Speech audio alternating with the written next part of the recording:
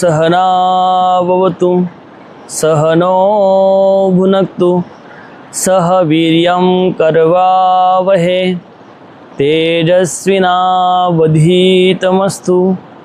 मा विद्विषावहे। ओम शांतिः शांतिः शांतिः। कृष्णाय वासुदेवाय हरये परमात्मने प्रणतक्लेशनाशाय गोविंदाय नमो नमः। गुरुर्ब्रह्मा गुरुर्विष्णु गुरुर्देवो महेश्वरा गुरुर्साक्षात् परब्रह्म तस्मै श्री गुरवे नमः। अथ चेत्त्वमिमं धर्म्यं संग्रामं न करिष्यसि ततः स्वधर्मकीर्तिं च हित्वा पापमवाप्स्यसि। भगवंताच्या असीम कृपेने, विश्वमौली ज्ञानोबरायाच्या असीम कृपेने, सकल संतांच्या आशीर्वादाने, सद्गुरुदेवाच्या आशीर्वादाने चालत असलेल्या या नित्य ज्ञानेश्वरी चिंतनामध्ये आज आपण पवित्र अशा नर्मदा मैयाच्या काठावर ज्ञानेश्वरीतील द्वितीय अध्यायातील 33 क्रमांकाच्या श्लोकापासून प्रारंभ करत आहोत। कालच्या चिंतनामध्ये आपण पाहिलं की जो अर्जुन आहे त्या अर्जुनाला स्वधर्माची जाणीव भगवंत करून देताना दिसत आहे आणि अर्जुनाला सांगत आहे की तुझा जो स्वधर्म आहे त्या स्वधर्माचं तू पालन केलं पाहिजे, कारण स्वधर्माचं जर पालन केलं नाही तर तुझं अहित होणार आहे। म्हणून ज्याचा जो स्वधर्म असतो त्याने त्या स्वधर्माचं व्यवस्थितरित्या पार पाडला पाहिजेत किंवा पालन केलं पाहिजेत।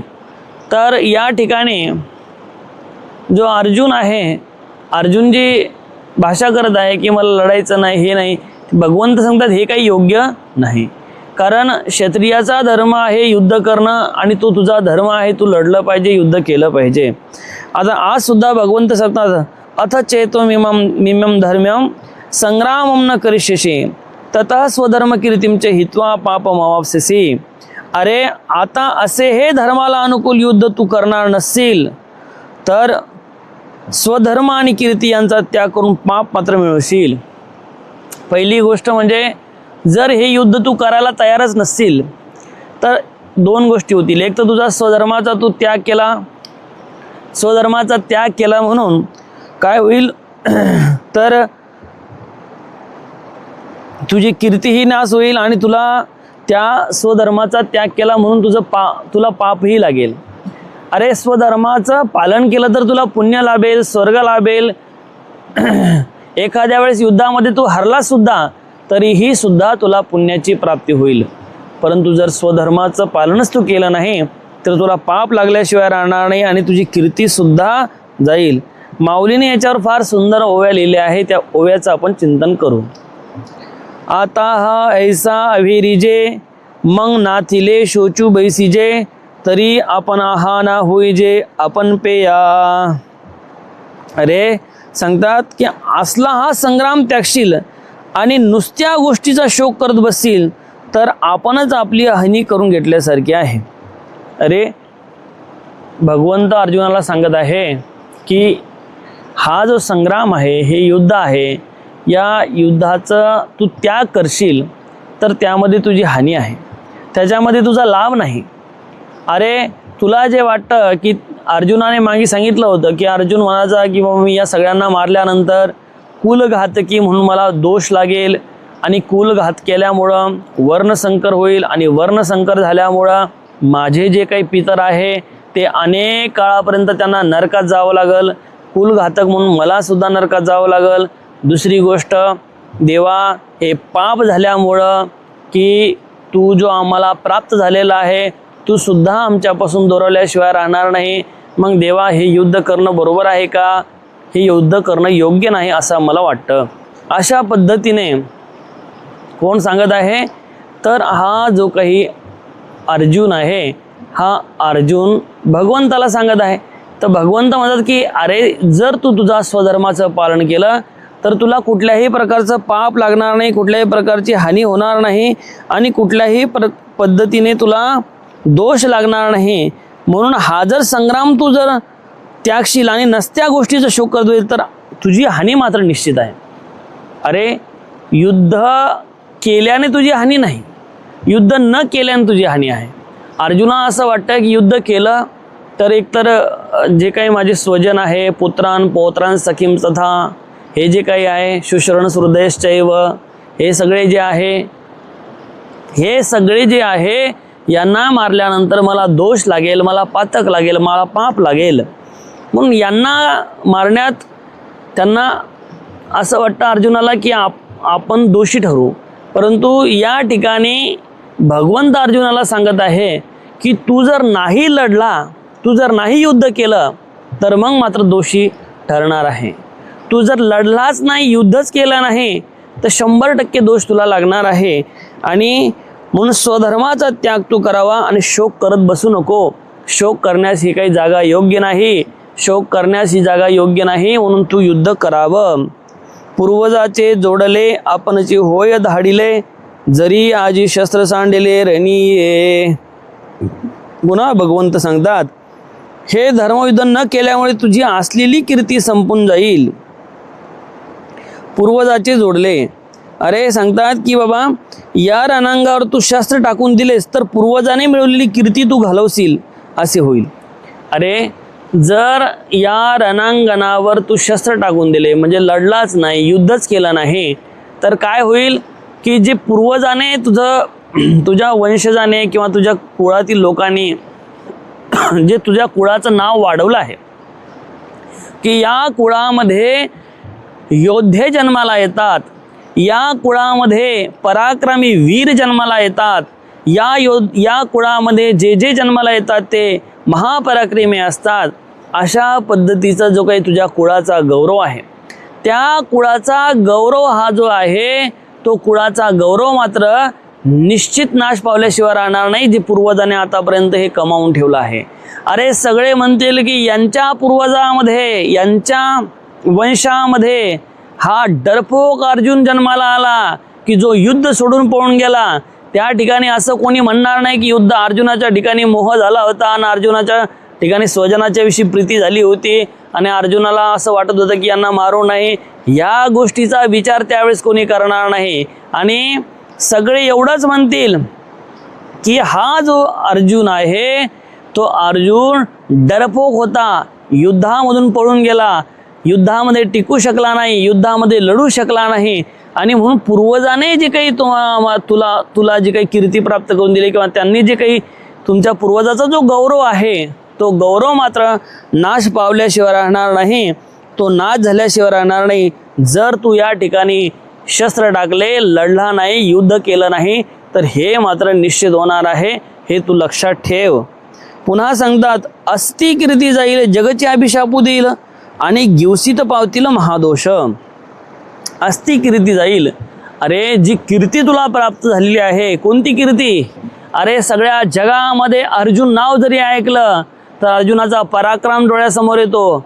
अरे अर्जुन म्हटल्यानंतर की ज्याने संग्रामी हर जिंतला, निवांत कवचाचा ठाव फेडीला, पवाडा तुवा केला गंधर्वासी, हा अर्जुन आठवतो.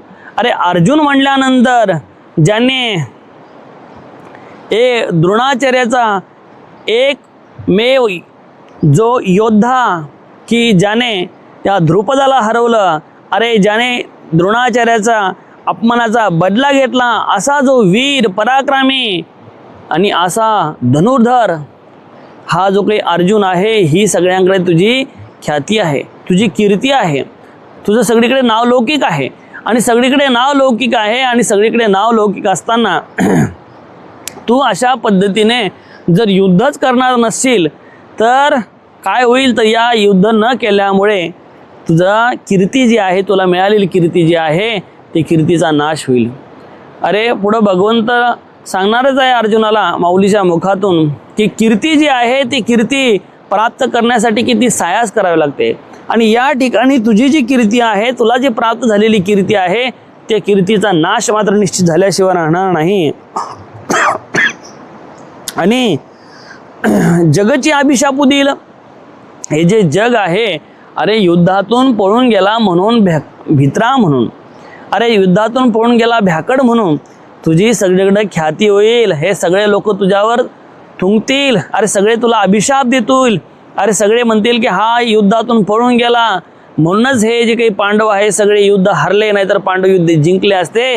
पण हा युद्ध सोडून गेला आहे, सगळं जग तुला अभिशाप देईल, म्हणजे तुझा द्वेष करतील, सगळे तुला नावं ठेवतील. आणि म्हणून आणि दुसरी गोष्ट, जे काही दोष आहे ते दोष सुद्धा तुला प्राप्त होतील. म्हणजे आतापर्यंत पहिली गोष्ट, तुला कीर्ती प्राप्त आहे, लोक तुला मानतात, योद्धा म्हणून मानतात, धनुर्धर म्हणून मानतात.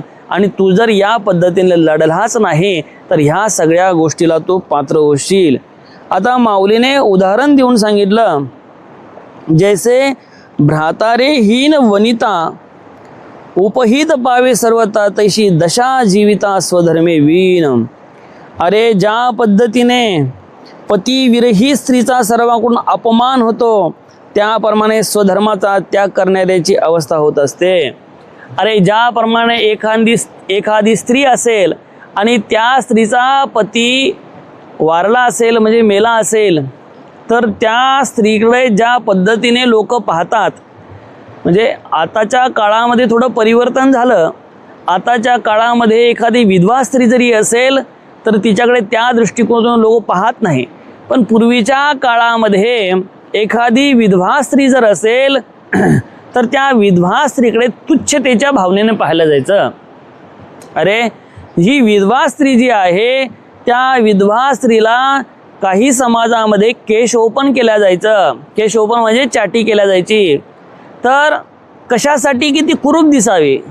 कारण जी विधवा स्त्री आहे तिच्यावर समाजातील अनेक लोकांच्या वाईट नजरा पडत असतात, आणि ती जर कुरूप झाली तर तिच्यावर वाईट नजरा पडणार नाही, हा त्यातील काहीतरी उद्देश असला पाहिजे.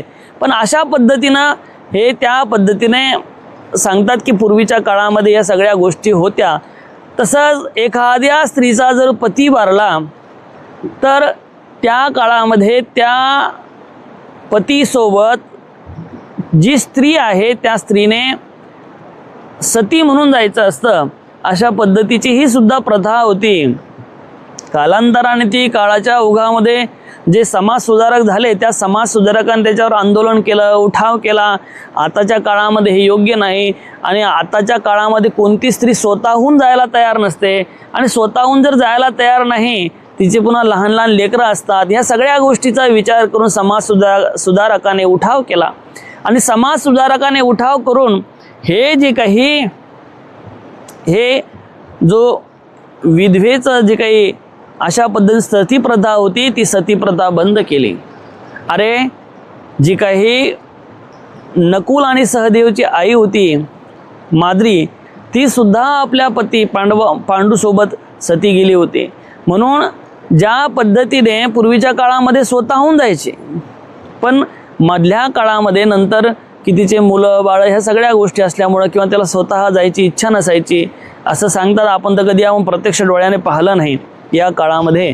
पण सांगतात की जी स्त्री आहे तिला जर त्या पतीच्या सरणावर ठेवायचं असेल किंवा टाकायचं असेल तर तिला काय करावं लागायचं की जी तिला सरणावर बसा लावायचं आणि तिचे जे पतीचं जे मुंडकं आहे तिच्या मांडीवर घ्यायला लावायचं. त्याच्यानंतर त्या स्त्रीला त्या सरणाला घट्ट बांधून ठेवायचं. त्यानंतर शेजारी अनेक ढोल नगारे ताशे हे सुद्धा तिथे उपस्थित असायचे.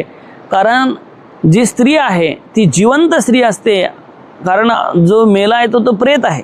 पण जी जिवंत स्त्री आहे तिला होणारा जे काही वेदना आहे, आक्रोश आहे, तो आपल्या कानावर येऊ नये म्हणून ढोल नगारे ताशे वाजवले जायचे की जेणेकरून तिचं जे काही अकराळ विक्राळ जो काही आवाज आहे, ते स्वरूप आहे, ते स्वरूप ती काय झालं नाहीसं झालं पाहिजे, किंवा तिचा तो आवाज आपल्या कानावर आला नाही पाहिजे म्हणून अशा पद्धतीची प्रथा होती. पण माऊलीनं त्या काळामध्ये ही 700 वर्षापूर्वीची गोष्ट असल्यामुळे त्या काळामध्ये ही पद्धत असली पाहिजे म्हणून माऊलीने हे उदाहरण दिलं की ज्या पद्धतीने भ्रातरहीन वनिता उपहित पावे सर्वदा, ज्या पद्धतीने एखाद्या पत्नीचा एखाद्या स्त्रीचा पती वारला तर तिच्याकडे ज्या पद्धतीने हा जो काही समाज आहे त्या स्त्रीकडे ज्याप्रमाणे पाहतो किंवा तिला सगळीकडून अपमानित केलं जातं त्याप्रमाणे स्वधर्माचा त्याग केल्यानंतर त्याची अवस्था होईल. त्याप्रमाणे अर्जुना तू जर स्वधर्माचा त्याग केला तर त्या पद्धतीने तुझीही अवस्था होईल. अरे एखादी जी काही स्त्री आहे तिचा जसा अपमान होतो, जी विधवा स्त्री आहे त्या पद्धतीने तुझा सुद्धा सतत अपमान होईल. अशा पद्धतीने भगवंत अर्जुनाला पटवत आहे. माऊलीने अतिशय सुंदर या ठिकाणी रूपक हे दिलेलं आहे. नातरी रणी शेव सांडीजे ते चौमिरी गिधी विदारीजे तैसा स्वधर्माहीन अभिभावीजे महादोषी. अथवा रणभूमीवर टाकून दिलेल्या मृत सैनिकाला ज्याप्रमाणे गिधाडे टोचे मारतात त्याप्रमाणे स्वधर्मरहित मनुष्याला महापापे त्रास देत असतात. अरे ज्या पद्धतीने की जसं प्रेत आहे, अरे प्रेत आहे त्या रणांगणावर जे पडलेले प्रेत आहे त्याला कोणी वाली नाही, त्याला कोणी उचलून नेणारा नाही. एवढे हजारो लाखो लोक इथं प्रेत म्हणून पडलेले जे काही असतात त्यांना उचलून कोण नेणार. तर त्यावेळेस जे गीध आहे ते गीध येऊन काय करतात, त्याला टोचा मारतात, त्याचा मांस खातात किंवा त्याला हे करतात. तर सांगायचं तात्पर्य म्हणजे त्या पद्धतीने ज्याने स्वधर्माचं पालन केलं नाही त्याला सगळीकडे अपमानित व्हावं लागतं, सगळीकडे तो दोषास पात्र होतो. म्हणून अर्जुना तू काय केलं पाहिजे तर स्वधर्माचा पालन केलं पाहिजे. स्वधर्म पालन करण्यामध्येच तुझं हित आहे.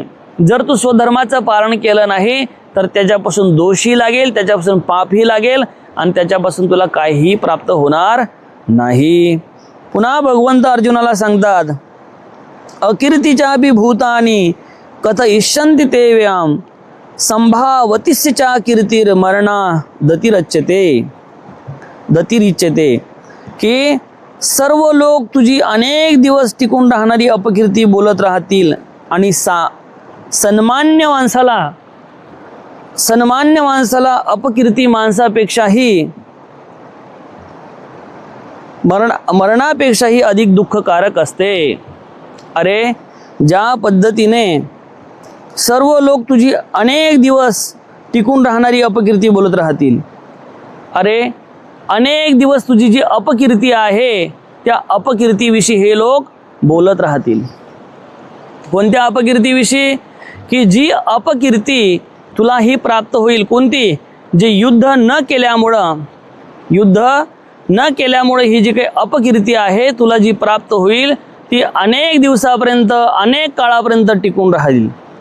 कारण सगळे लोक तुझी काय करतील, तुला नावं ठेवतील आणि म्हणून ही जी अपकीर्ती आहे ती मरणापेक्षाही अधिक दुःखकारक असते.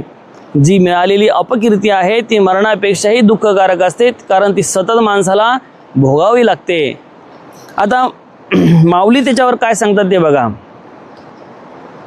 म्हणणी स्वधर्म हा सांडशील तरी पापावर पडा होशील आणि अपेक्षितेने वचेल कल्पांतवरी.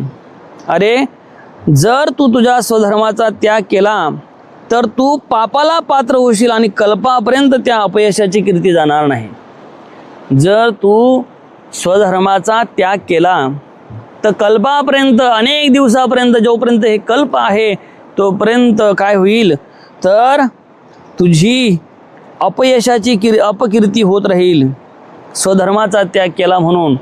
अरे एक लक्षात ठेवा, एखादा अप्रसिद्ध माणूस असेल ज्याचं अस्तित्व शून्य आहे, ज्याचं काही अस्तित्व नाही, त्याने काही केलं तर काही होणार नाही. पण एखादा प्रसिद्ध मनुष्य आहे, एखादा पंतप्रधान आहे, एखादा देशाचा राष्ट्रपती आहे, एखादा मंत्री आहे, जर त्याच्याकडून एखादी चूक झाली तर संपूर्ण जगामध्ये त्याची अपकीर्ती होते. सामान्य माणसाची चूक झाली तर सामान्य माणसाची चूक कोणी त्याच्याकडे लक्ष देणार नाही. पण अर्जुन म्हणजे तसा नव्हता. अर्जुनाच्या संपूर्ण जगामध्ये कीर्ती होती. आणि जगामध्ये कीर्ती असल्यामुळे की अर्जुन जो आहे तो अर्जुन हा सगळी जग प्रसिद्ध असल्यामुळं अर्जुनाने जर लढलं नाही, अर्जुनाने जर युद्ध केलं नाही तर निश्चित मात्र त्या अर्जुनाची अपकीर्ती झाल्याशिवाय राहणार नाही. काय तर अपकीर्ती झाल्याशिवाय राहणार नाही. म्हणून ही जी काही अपकीर्ती आहे, अपकीर्ती जर टाळायची असेल तर काय करावं लागेल, तुला युद्ध करावं लागल. जाणतेने तवची जियावे जव अपकीर्ती अंगन पवे आणि सांग पा केवी निघावे येथून या. अरे सांगतात जाणतेने तवची जियावे, जो जाणता आहे त्याने तोपर्यंत जगायचं असतं जोपर्यंत अपकीर्ती आपल्या अंगाला शिवत नाही.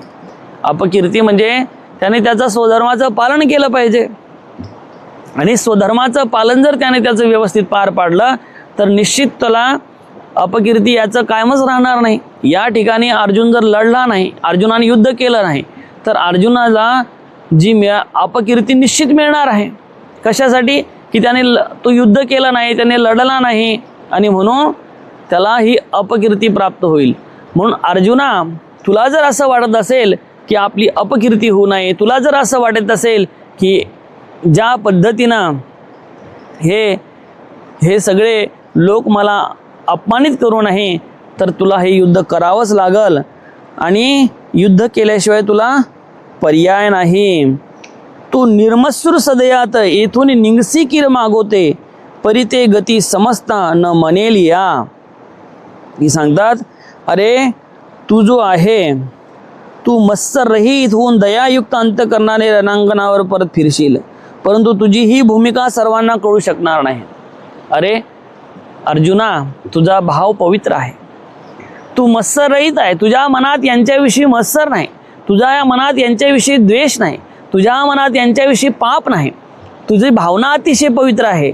परंतु तरीही सुद्धा अशा पवित्र भावनेमध्ये, या तुझ्या पवित्र भावनेला या रणांगणामध्ये काही किंमत नाही आणि तू मत्सर रहित होऊन दयायुक्त अंतकरणाने या युद्धातून तू माघारी फिरशील सुद्धा. काय या युद्धातून तू माघारी फिरशील सुद्धा, तू माघारी येशील सुद्धा, तरीही सुद्धा तुझी ही भूमिका आहे, ही भूमिका सर्वांना कळू शकणार नाही. सगळे काही तुझी भूमिका कळून घेणारे नसतात. अरे लोक माणसाला कितीही चांगला माणूस असू द्या, त्याला लोक नाव ठेवत असतातच. तो कितीही चांगला वागू द्या, 4 माणसं त्याला सज्जन म्हणत असतील तर हे लक्षात ठेवा की 4 माणसं त्याला वाईट सुद्धा म्हणतात. मग तुम्ही कितीही चांगलं वागा, कितीही काही करा, पण 4 माणसं त्याला चांगले म्हणत असतील तर 4 माणसं वाईट म्हणणारे असतातच. अरे माऊलीने फार सुंदर उदाहरण दिलेले अमृतानुभवामध्ये. सूर्यासी अंधकारू काही झाला होता गोचरू परी तमारी हा डगरू आलाच की. अरे सूर्याने कधी अंधकाराला पाहिलं का? सूर्याने त्यांच्या जीवनामध्ये कधीही अंधकाराला पाहिलंच नाही, परंतु तरीही सुद्धा सूर्याला अंधकाराचा नाश करणारा तमारी, तमारी म्हणजे अंधाराचा शत्रू सूर्य, अशा पद्धतीने म्हटलं जातं, संबोधल्या जातं. अरे त्याने कधी त्याच्या जीवनामध्ये त्या अंधाराला पाहिलंच नाही. अरे त्याने त्याच्या जीवनामध्ये कधीही, त्याने आपल्या जीवनामध्ये कधीही अंधार पाहिला नाही, तरीही सुद्धा त्याला अंधाराचा नाश करणारा तमारी, तमारी म्हणजे तम म्हणजे अंधार आणि अंधाराचा शत्रू असं संबोधल्या जातं. म्हणून या जगामध्ये तुम्ही कितीही चांगलं वागा, कितीही चांगलं राहा, कितीही चांगलं आयुष्य जगा, तरीही सुद्धा तुमच्या वाटेला दोष आल्याशिवाय राहणार नाही. जर आपण या समाजाकडून अशी अपेक्षाच करत राहिलो की मला सगळ्यांनी सन्मानित करावं, तर मग मात्र निश्चित सुखदुःखाला तुम्ही प्राप्त होसाल. कारण समाज हा दोन्हीकडून चालणारा असतो. कधी तुम्हाला तो अपमानितही करणार आहे आणि कधी तुम्हाला सन्मान सुद्धा देणार आहे.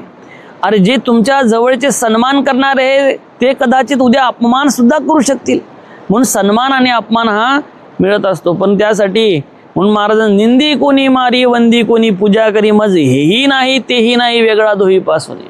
अरे कोणी माझी निंदा करा, कोणी मला वंदन करा, मला हेही नाही आणि तेही नाही वेगळा दोही पासून. मला कोणी निंदा केली तरी मला काही फरक पडत नाही आणि कोणी मला वंदन केलं तरी काही फरक पडत नाही. तर काय हे समाज आहे, शेवटी तो निंदाही करणार आहे आणि वंदन सुद्धा करणार आहे. तर सांगायचं तात्पर्य हेच की वास्तविक जर पाहिलं तरी विचार केला तर समाजामध्ये ह्या सगळ्या गोष्टी चालणार आहे. आणि या ठिकाणी अर्जुनाला तेच सांगत आहे की तू निर्मत्सर होऊन इथून जर निघला तरीही तुझं हे तर कोणी मानणार नाही. तर काही असं म्हणणार नाही की बा अर्जुनाच्या मनामध्ये करुणा आलती, अर्जुनाच्या मनामध्ये निर्मत्सरता आलती आणि म्हणून अर्जुनाने लढला नाही, युद्ध केला नाही, आपल्या भावाला कसं मारावं, आपल्या पितामहाला कसं मारावं, आपले गुरु द्रोणाचार्याला कसं मारावं, अशा पद्धतीचा भाव अर्जुनाच्या मनामध्ये आला होता म्हणून तो लढला नाही, अशा पद्धतीनं लोक मानणार नाहीत. हे तू मानशील परंतु लोक त्या पद्धतीनं मानणार नाही.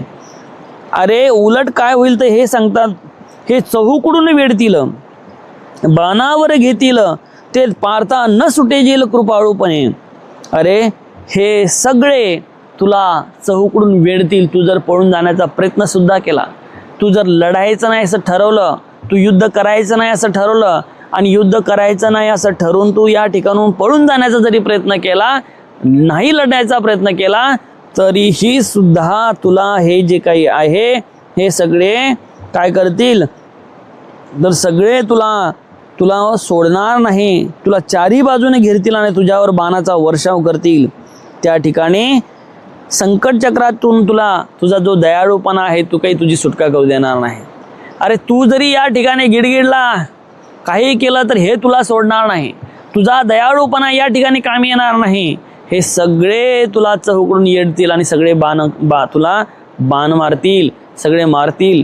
तर याच्यातून तुझी काही सुटका होणार नाही. तुला गंज असं वाटत असेल की मी लढणार नाही, मी गिरकिंदर सेवन करेल, मी भिक्षा मागेल, मी काय करायचं ते करेल, मला लढायचं नाही पण मला मारायचं नाही, हे सगळ्या गोष्टी जरी तू करण्याचा प्रयत्न केला तर ही गोष्ट मात्र शक्य नाही की ज्या पद्धतीने तुझे युद्धातून निघून जाण्याचा प्रयत्न करत आहे ना, तर हे सगळे तुला बाणावर घेतील, सगळे तुला मारतील.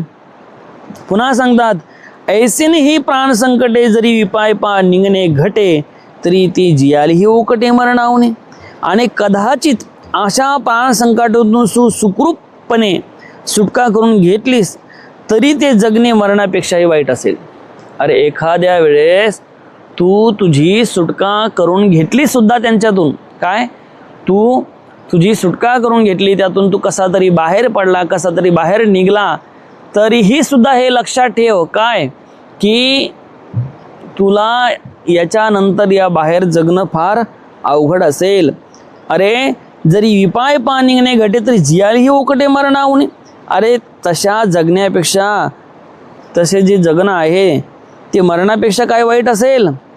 अरे तू जर अशा पद्धतीने निघण्याचा प्रयत्न केला, निघून गेला, लढला नाही, युद्ध केलं नाही, तसाच निघून गेला, तुझी भगवंताच्या कृपे तुझी असं समजा की तुझी नशिबानं तुझी सुटका सुद्धा झाली, पण असं जगणं असेल का. अरे याच्यापेक्षा मरण भले. आणि म्हणून अर्जुना तू युद्ध करावं अशी माझी अपेक्षा आहे. तर अशा पद्धतीने या ठिकाणी चिंतन आपण ज्ञानेश्वरीचं आज केलं. तर सांगायचं तात्पर्य हेच की या ठिकाणी नर्मदा मैयाच्या काठावर येऊन फार आनंद वाटत आहे. कधी कधी असं वाटतं की या नर्मदा मैयाच्या काठावरच आपण राहावं आणि मस्त आपल्या जीवनाचा पारमार्थिक आनंद घ्यावा. परंतु जोपर्यंत सद्गुरूची आज्ञा होत नाही, जोपर्यंत सद्गुरूची इच्छा होत नाही, तोपर्यंत हे करणंही योग्य वाटत नाही. आणि म्हणून ज्या दिवशी सद्गुरू आज्ञा करतील आणि आश्रमाची ही काही जबाबदारी थोडी कमी करून मग मात्र निश्चित नर्मदा मैयाच्या सान्निध्यामध्ये राहायला मिळेल. आणि अशा ठिकाणी इतकं मन प्रसन्न वाटतं की जीवनातील सगळं जो भार आहे, जो काही, कारण तुम्ही म्हणसाल की महाराज तुमच्यावर कोणता भार आहे, तुम्हाला काय दुःख आहे काय. अरे या जगामध्ये जो देखे सो दुखिया बाबा सुखिया नहीं रे कोई, साधू दुखिया सब दुखी. अरे सगळे दुखी आहे. दुखी कशानं आहे. अरे काही कशाने दुखी काही कशाने दुखी. अरे साधू जर दुखी राहत असेल तर तो कधी कधी त्याच्या जीवनामध्ये परमार्थिक साधना जर कमी होत असेल तर तो त्यामुळे दुखी राहू शकतो. त्याला असं वाटतं की कधी कधी बाबा आपल्या जीवनामध्ये जास्त परमार्थ झाला पाहिजे, अरे आपल्या जीवनामध्ये सतत भगवत चिंतन झालं पाहिजे.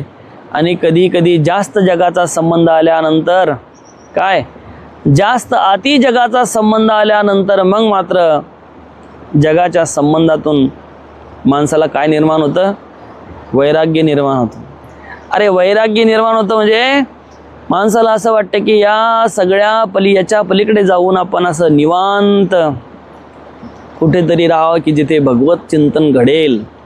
परंतु दोन गोष्टी असतात. एक म्हणजे की चिंतन केल्यानंतर एक गोष्ट अशी माझ्या लक्षात आली की बाबा या ठिकाणी ओंकारेश्वरमध्ये भरपूर आश्रम आहे आणि हे जे आश्रम आहे, आश्रमच जर चालवला नाही तर आपली संस्कृती कशी टिकेल. आणि म्हणून थोडंफार जगाचं कमी जास्त हे ते तुम्हाला आश्रम चालवायचं म्हटल्यानंतर सहन करावंच लागणार आहे. अरे कोणाकडून डोनेशन मिळवायचं म्हटल्यानंतर त्याच्या दोन गोष्टी ऐकून घ्यावंच लागणार आहे. पण त्याच्यातून धर्मकार्य होत राहतं आणि धर्मकार्य होत राहतं आणि धर्मकार्य चालत राहतं. म्हणून कधी कधी जर माणसाला असं वाटत असेल आपल्या जीवनामध्ये त्रस्त झाला, आपल्या जीवनामध्ये दुःखी झाला, अरे आपल्या जीवनामध्ये स्ट्रेसफुल झाला, तर त्यानं निश्चित मात्र नर्मदा मैयाच्या काठी येऊन बसायचं. निश्चित त्याचं जे काही दुःख आहे, स्ट्रेस आहे, ते स्ट्रेस दुःख सगळं नाहीसं झाल्याशिवाय राहणार नाही. आणि म्हणून या नर्मदा मैयाच्या काठी खूप प्रसन्न वाटतं, एवढं प्रसन्न वाटतं की सतत येथे बसून भगवंताचं ध्यान करावं, जप करावा सतत. आणि आश्रमामध्ये तर सगळं चालतंच आहे. आश्रमामध्ये आश्रमाची सेवा, गुरुने सांगितलेली जे काही सेवा असते ती सेवा करणे, जे काही गुरुची आज्ञा असते ती आज्ञा व्यवस्थितपणे पार पाडणे, हेही ते एक पारमार्थिक सेवाच आहे. परंतु कधी कधी जास्त जगाचा संग झाला की तो संग आपल्याला चिकटल्यासारखा वाटतो.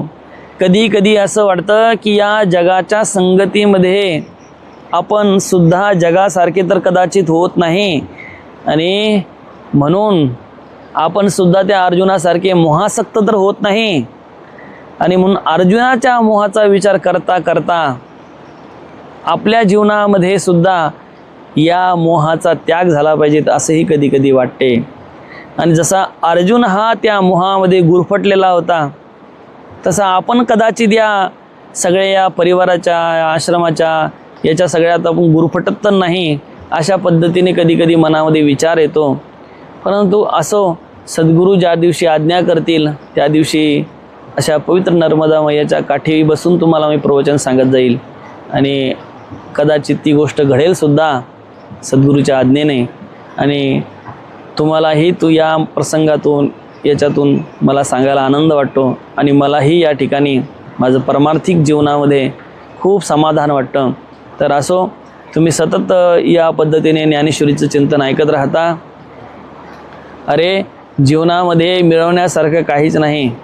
जीवनामध्ये काय मिळवायचं असेल तर तो परमार्थिक आनंद आहे आणि म्हणून परमार्थिक आनंद तुम्ही घ्यावा अशा पद्धतीची अपेक्षा करतो. आणि आजची जी काही सेवा आहे ती माऊलीच्या चरणी, नर्मदा मैयाच्या चरणी, ओंकारेश्वर भगवंताच्या चरणी समर्पित करतो. ओम पूर्णमदः पूर्णमिदं पूर्णात् पूर्णमुदच्यते पूर्णस्य पूर्णमादाय पूर्णमेवावशिष्यते. ओम शांती शांती शांती.